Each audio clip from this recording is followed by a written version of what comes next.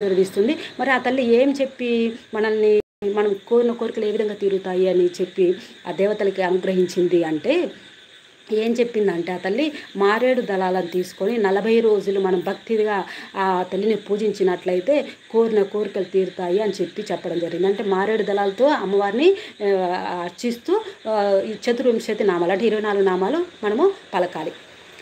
అది ఒకటి. రెండోది ఏంటి, కొండ మీద మనం ఇంటి దగ్గర ఎన్ని రోజులైనా మనం అమ్మవారి వ్యూహలక్ష్మి మంత్రం 108 సార్లు మనం చదువుకొని తిరుమల కొండకి అయిపోయిన రోజు కానీ ముందుగా కానీ కొండకి వెళ్ళి కొండ మీద కూర్చొని స్వామిని దర్శించుకోక ముందైనా ఎప్పుడైనా కానీ 108 సార్లుగా చేసుకొని అమ్మవారి యొక్క నామాన్ని 108 సార్లు పలికి స్వామిని దర్శించుకొని మనం మన కోరికలు చెప్తే స్వామి అవి ఆ తల్లి తీరుస్తానని చెప్పింది. ఇంకా మూడోది ఏంటి, మనం ఎవరమైనా కానీ కుదరకపోతే పద్మావతి సరోవరంకి వచ్చి అంటే తిరుచానూరులో ఉన్న పద్మావతి పుష్కరిణి, ఎందుకని స్వామితో చెప్పాం కదా, స్వామి స్వాస్థలతో చేసింది అది. అక్కడికి వచ్చి అక్కడ సరోవరంలో ఆ పుష్కరంలో ఎవరైతే